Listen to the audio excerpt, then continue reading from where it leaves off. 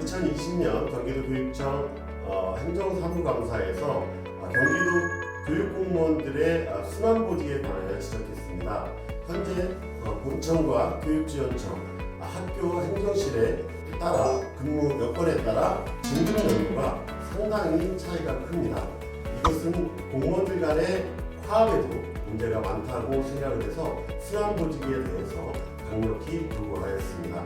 경기 교육공무원들이 평등한 근무 환경 속에서 성실하게 우리 아이들을 위해서 최선을 다해 일할 수 있는 근무 환경을 만들어내도록 하겠습니다.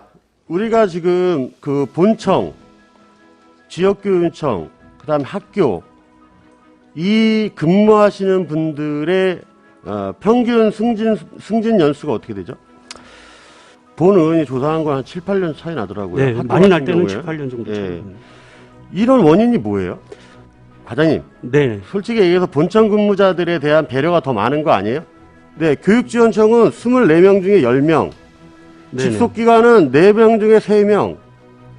이 비율로 따져보면 학교에 있는 분들은 본청은 87.5%, 지원청 41.7%, 직속기관 75%, 학교가 35%, 36% 이래요. 예? 그렇습니다. 이건 뭐가 봐도 문제가 있지 않아요? 경기연구원은 경기도의 싱크탱크 역할을 하고 있습니다. 하지만 이재명 지사 취임 이후 기본소득 연구 등 정치적 이슈가 되고 있는 현안 사항에 대한 연구가 집중되고 있습니다. 이번 행감에서 이에 대한 문제점과 개선책을 제시했습니다. 경기도민이 필요로 하고 시군에서 미처 챙기지 못한 부분에 대하여 폭넓은 연구활동을 해서 도민 모두가 행복을 누리도록 주문했습니다. 코로나 사태로 경기도민들도 생활의 제약과 경제적 어려움으로 큰 곤란을 겪고 있습니다. 시군 보건소에 역학조사관, 간호사 등 직원을 확충하여 위기에 대응할 수 있는 조직을 만들도록 촉구했습니다. 코로나 극복은 말로 되는 것이 아니고 예방과 안전수칙을 지키고 확진자 발생 시 역학조사 등 선제적 조치가 있어야 합니다. 도민의 건강과 경제적 어려움 극복하는 데 함께 앞장서겠습니다.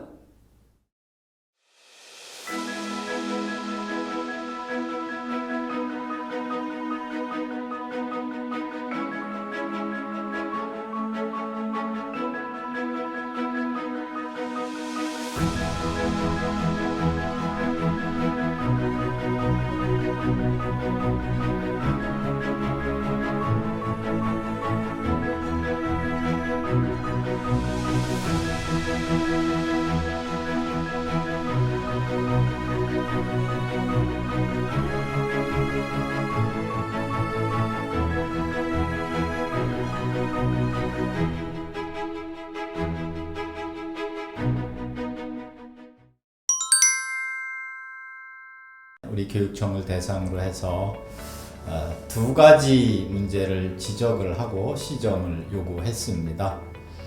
아직도 우리 주변의 일부 사학에서는 본인들의 권리만 찾고 의무는 다하지 않는 행태에 대해서 강력하게 지적을 하고 시정 조치를 요구했습니다. 또 하나는 우리 학교 현장에서 충분히 감액받을 수 있는 우리 전기 요금에 대해서 지적을 했습니다. 이외에도 여러 가지 행정사무감사를 통해서 교육청에 시정 요구를 하고 조치를 요구했습니다만 나머지 필요한 부분은 다른 지면을 통해서 우리 도민들에게 상세하게 알려드리도록 하겠습니다. 학교 법인에서 전액 부담해야 되는 경비잖아요. 부담을 받아야 돼. 사학에서 부담해야 되는데 아직 안 내고 있는 금액이 혹시 얼마인지 알고 계신가요? 일부 보도에 이미 보도가 됐는데 약 1,500억 정도 됩니다. 결국에는 이만큼의 돈을 우리 교육청에서 재정결함 지원금으로 지원해주고 있는 거 아닌가요? 그렇습니다. 그 누구 돈인가요? 그 돈은? 결국엔 우리 국민의 세금으로 사학에서 부담해야 될 금액을 우리가 보조해주고 있는 거잖아요. 자기들의 권리만 주장하고 있는 아주 못된 일부 사학에 대해서는 분명 뭔가 강력한 제재 조치가 있어야 된다라고 본의원은 생각합니다. 우리가 사립학교 교원은 전액 급료가 지원이 되지요. 부당한 게 우리가 지급한 돈이 10억 가까이 됩니다. 맞지요? 정당하게 준 게 아니라 부당하게 받아간 돈을 우리가 회수해야 되는 금액이에요. 근데 회수한 금액이 얼마냐 하면 1억 조금 넘어요. 그럼 나머지 한 9억 정도를 우리가 더 받아야 되는데 우리가 이미 준 돈이에요, 부감님. 그죠? 그렇습니다. 근데 저거 왜 못 받느냐고요? 우리 교육청에 의지가 너무 없다라는 뜻으로 밝힐 수밖에 없는, 읽혀질 수밖에 없는 지점이에요. 어떻게 생각하십니까? 80%, 90% 가까이를 못 받고 있으면 이 사학에서 우리 교육청을 뭐라고 생각하겠네요. 요거는 좀 반성하시고요. 어떻게 이걸 빨리 회수할 수 있는 방법, 대책을 좀 만들으셔서 빨리 회수하도록 제안드립니다. 이번 행정사무감사 기간에 저는 경기도 내 25개 교육지원청의 교육시설관리센터가 올해 설립이 완료되었습니다. 내년부터 경기도 내 전 학교의 시설물 관리, 운영에 대해서는 교육시설관리센터가 통합 운영하게 되었습니다. 학교 시설물의 효율적 관리와 통합 운영으로 교내 시설물로 인한 학생 및 교직원의 안전과 그리고 체육관, 운동장 등 체육시설의 주민 개방 확대 효과가 기대됩니다. 보다 나은 시설물 관리로 비용 절감은 물론 지역사회와 함께하는 교육청이 될 수 있도록 많이 지켜보도록 하겠습니다.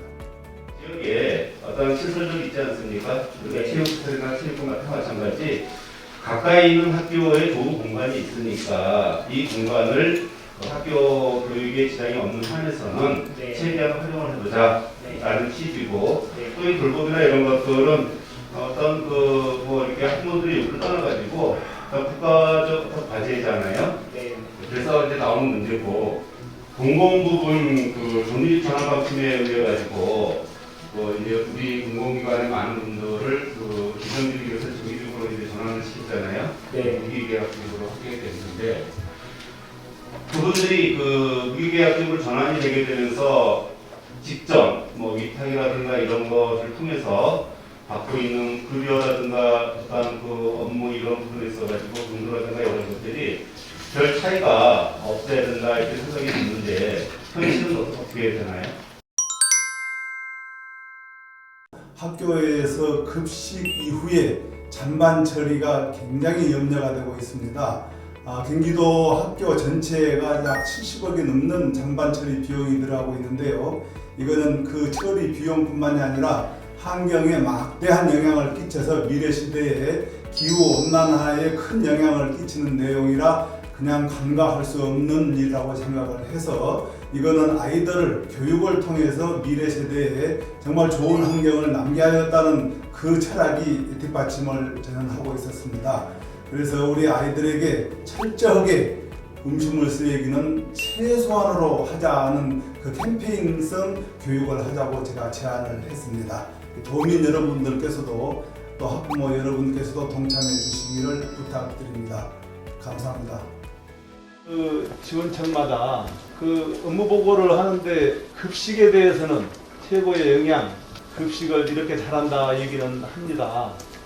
근데 급식 이후에 우리 환경에 막대한 그 폐해를 끼치는 음식물 쓰레기에 대해서는 어떻게 하겠다. 그 계획은 교육을 통해서 이렇게 하겠다는 게 안 보여요. 그래서 그걸 제가 지적을 했거든요. 우리나라 음식물 쓰레기가 전체 쓰레기의 몇 % 정도 차지하는지 잘 모르시죠? 거의 30%에 육박합니다. 음식물 쓰레기가. 그리고 지구 온난화가 굉장히 지금 기후 온난화가 지금 염려가 되는 그런 상황이잖아요. 미래 시대에. 근데 거기에 우리 음식물 쓰레기가 얼마나 영향을 미친가도 잘 모르시죠? 지금 미래 세대의 음식물은 어떤 음식을 먹여야 한다는 건 대략 알죠? 관심의 차이입니다. 관심도를 좀 더 높이자는 그런 의도가 있는 거예요. 연간 온실가스 배출량이 885만 톤 CO2입니다. 음식물 쓰레기 처리 비용이 연간 8천억 원. 20%를 줄이면 1,600억 원의 쓰레기 처리 비용이 줄고 5조 원에 달하는 경제적 이익이 발생합니다. 교육이 좀 중요하다. 교육을 담당하는 우리 교육청에서 정말 분발하고 노력해야 된다.